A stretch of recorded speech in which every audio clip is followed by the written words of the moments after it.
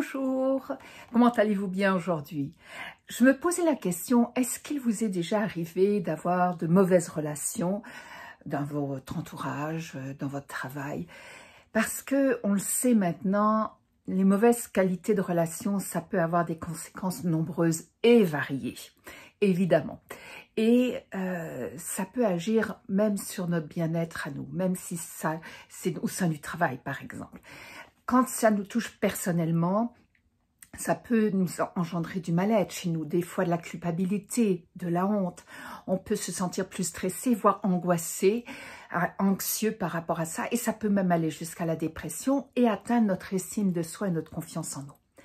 Sur le plan du travail, sur le plan professionnel, ça peut jouer au niveau de ce qui se passe au sein d'une équipe. Il va y avoir une mauvaise ambiance, il va y avoir des tensions, il va y avoir un malaise qui va régner et ça n'est pas bon.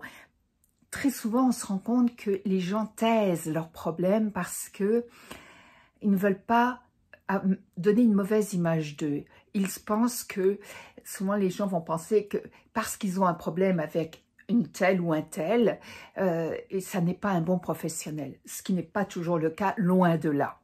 Donc, il y a tous ces éléments qui vont jouer et ça peut aller très loin parce que le fait d'avoir de mauvaises relations avec une ou plusieurs personnes dans son entourage professionnel, ça va jouer sur la productivité, sur l'efficacité, sur la collaboration dans l'équipe, sur la motivation même. Et dans des cas plus graves, ça peut aller jusqu'au harcèlement, la discrimination, voire la violence. Donc, il faut vraiment ne pas laisser passer ce genre de problématique parce que les conséquences peuvent être très lourdes. Et une des premières choses que vous pouvez faire pour vous-même, indépendamment de ce qui se passe, c'est vous poser la question de qu'est-ce qui a causé le problème. Et souvent, on pense au dernier incident, mais n'oubliez pas que souvent, le dernier incident, c'est le haut de l'iceberg. Souvent, il y a des choses qui se sont passées avant. Mauvaise interprétation, incompréhension, malentendu, réflexion, mauvais résultat, peu importe. Il y a eu comme une sorte de cumul qui fait que ça se passe mal. Et puis, posez-vous la question, mais quelle est votre part de responsabilité? Qu'est-ce que vous avez fait ou pas? Qu'est-ce que vous avez dit ou pas qui a engendré aussi ce genre de situation? Parce que dans une relation, on est deux. Et des fois, ne rien faire peut être problématique aussi.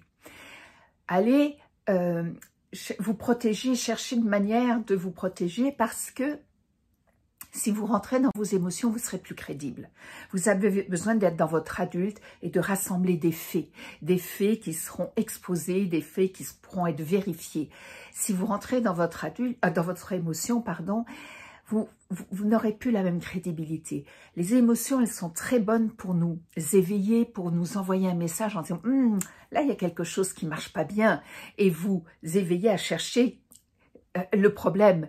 Mais une fois que vous vous êtes penché sur la question, revenez dans votre adulte et soyez très alignés pour que vous ayez de la crédibilité. Allez chercher de l'aide, parlez-en à un collègue de confiance, allez voir les RH, allez voir un médiateur, un ombudsman, peu importe. Ne restez pas seul avec ce problème. Vous avez besoin de le partager, à la fois pour vous sentir soulagé, prendre du recul, avoir un autre point de vue, élargir votre vision, ça sera important. Donc, parlez-en à quelqu'un, voire à plusieurs personnes. Cherchez des solutions avec cette personne. Et tentez effectivement des solutions. Changer un comportement, ayez une autre approche, proposer des solutions gagnantes-gagnantes. Voyez ce que ça donne. Et souvent, si on se met à la place momentanément de l'autre, si on montre un peu d'empathie, on va réaliser quelle est la problématique de l'autre et ça nous donnera des pistes pour réfléchir, pour trouver des solutions.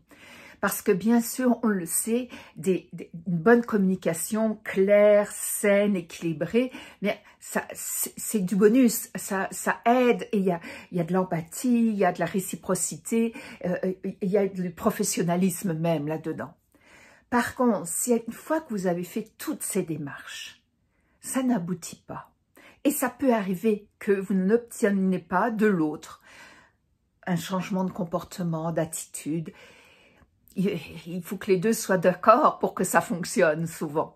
Eh bien, vous avez le droit de lâcher prise. Vous avez le droit de demander votre changement de département ou le changement de département de l'autre personne, ou même de démissionner parce que si vous n'êtes pas en position d'autorité, d'être dans un climat malsain, ça n'est pas bon pour vous et vous avez besoin de vous protéger, de prendre soin de vous et de votre santé mentale.